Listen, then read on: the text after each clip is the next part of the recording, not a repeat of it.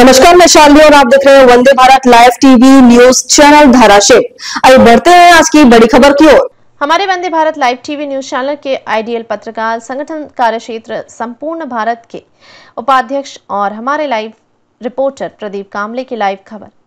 Anupal Das, bureau chief Guwahati. Hirak Jyoti Sharma, संवाददाता राजगढ़ से। आज गुवाहाटी के गुवाहाटी चिकित्सा महाविद्यालय के सम्मेलन कक्ष में भारतीय धात्री समाज के 16वां राष्ट्रीय सम्मेलन का शुरू हुआ। ये कार्यक्रम 3 अप्रैल से लेकर 5 अप्रैल तक होगा। समय अध्यय और नर्सिंग महाविद्यालय द्वारा ये कार्यक्रम हुआ। देश की बहुत सारे राज्य के नर्स ये कार्यक्रम में हिस्सा लिए हैं। धाराशिव से लाइव रिपोर्टर प्रदीप कामले की खबर। আচ্ছা, আমাৰ আজি এইখন নেশ্যনেল কনফাৰেন্স হয়, 17তম নেশ্যনেল কনফাৰেন্স চমি বুলি কয় ছুটিকে, ছ'চাইটি অফ মিডৱাইফাৰী ইণ্ডিয়া। এইটো এটা সৰ্বভাৰতীয় মানে নাৰ্ছ সন্থা হয়। বিশেষভাৱে সন্থা মানে তেওঁলোকৰ ইয়াৰ উদ্দেশ্যটো হৈছে আমাৰ মিডৱাইফাৰী, যি নাৰ্ছসকল জড়িত মানে গৰ্ভৱতী মাতৃ আৰু জন্ম দিয়া শিশুক জন্ম দিয়া উদ্দেশ্যেৰে, আৰু তেওঁলোকক আমি কেনেকৈ ভালকৈ শিক্ষা দিম আৰু মাতৃ আৰু আমাৰ শিশু জন্মৰ সময়ত যেতিয়া আমাৰ মৃত্যু হাৰটো বাঢ়ে, বিশেষকৈ আমাৰ এটা অসমত ভাৰতৰ মানে সৰ্বভাৰতৰ তুলনাত আমাৰ অসমত যথেষ্টখিনি মৃত্যু হাৰত মানে অলৰেডি আমাৰ মাতৃ আৰু শিশুসকল পৰিছে। সেইখিনি কমাবৰ কাৰণে আমি এটা প্ৰয়াস কৰিছোঁ।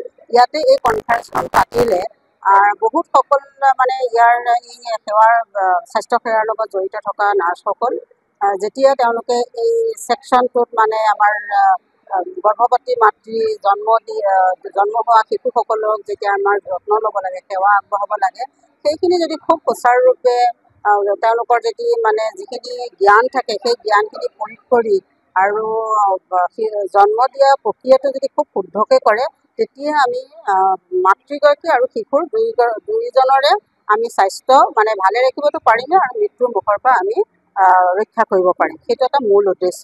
সেই বস্তুখিনি মানে আমাৰ কথাখিনি খবৰখিনি যাবৰ কাৰণে আমাৰ ইয়াতে গোটেই সৰ্বভাৰতীয় মানে পাৰ্টিচিপেণ্ট আহিছে। আমাক এতিয়া মানে ক'বলৈ গ'লে আমাৰ 700ৰো অধিক পাৰ্টিচিপেণ্ট আহিছে 26খন ৰাজ্যৰ পৰা, আৰু আমি বহুত সুখী হৈছোঁ কাৰণ এনেকুৱা এখন কনফাৰেন্স আমাৰ নৰ্থ ইষ্টত অসমত তাকো গুৱাহাটীত প্ৰথমবাৰৰ কাৰণে হৈছে। আৰু এই কনফাৰেন্সখনৰ লগত জড়িত আমাৰ এটা অসম চেপ্টাৰ বুলি কয় চমি, আৰু লগতে আমাৰ ৰিজনেল কলেজ অফ নাৰ্ছিং সেইখন জড়িত হৈ আছোঁ। সেই ৰিজনেল কলেজ অফ নাৰ্ছিঙৰ মই অধ্যক্ষা হয়, প্ৰিন্সিপাল, আৰু এতিয়া অৰ্গেনাইজিং কমিটিৰ মই চেয়াৰপাৰ্চন হয়। মোৰ নাম প্ৰফেচৰ ডক্টৰ গীতা দাস, আৰু মই ইয়াৰে আজি ভাগ ল'বলৈ পাই মই নিজেও সুখী হৈছোঁ। আৰু আমাৰ এই কনফাৰেন্সখনত যথেষ্ট জ্যেষ্ঠ অভিজ্ঞ আমাৰ লোকসকল আহি যেতিয়া মানে লেকচাৰ ডেলিভাৰ দিছে, কথাখিনি যিমানখিনি অভিজ্ঞতা আছে সেইখিনি জনাইছে, সেইখিনিৰ পৰা মই ভাবোঁ গোটেই পাৰ্টিচিপেণ্টখিনিয়ে যথেষ্ট উপকৃত হ'ব, আৰু ইয়াৰ পিছত আমি গভৰ্ণমেণ্টক সহায় কৰিব পাৰিম আৰু আমাৰ অসমৰ গৰ্ভৱতী মাতৃ আৰু শিশুৰ প্ৰাণ আমি ৰক্ষা কৰিব পাৰিম। যিহেতু জন্মৰ প্ৰক্ৰিয়াটো আমি আচলতে আমি প্ৰাকৃতিক হিচাপে কৰিব বিচাৰোঁ, যিহেতু নৰ্মেল ডেলিভাৰীটো আমি বেছি ভাল বুলি ভাবোঁ। যিহেতু আজিকালি জানে চিজাৰিন কৰে আৰু বেলেগ বেলেগ প্ৰক্ৰিয়া আছে জন্ম দিয়া প্ৰক্ৰিয়াটো, কিন্তু আমি সেইখিনিতকৈ আমি প্ৰাকৃতিক হিচাপে জন্ম দিলে শিশুটো আগৰ যিটো নিয়ম আছিলে, এতিয়া চাইণ্টিফিক নলেজখিনি খটুৱাই কামখিনি কৰিলে বেছি উপকৃত হ'ব বুলি ভাবিছোঁ। আৰু এই কনফাৰেন্সখনে আমাৰ নৰ্থ ইষ্টৰ অসমৰ বাকী ভাৰতৰ বেলেগ বেলেগ ৰাজ্যৰ লগতে আমি উপকৃত হ'ম বুলি ভাবিছোঁ।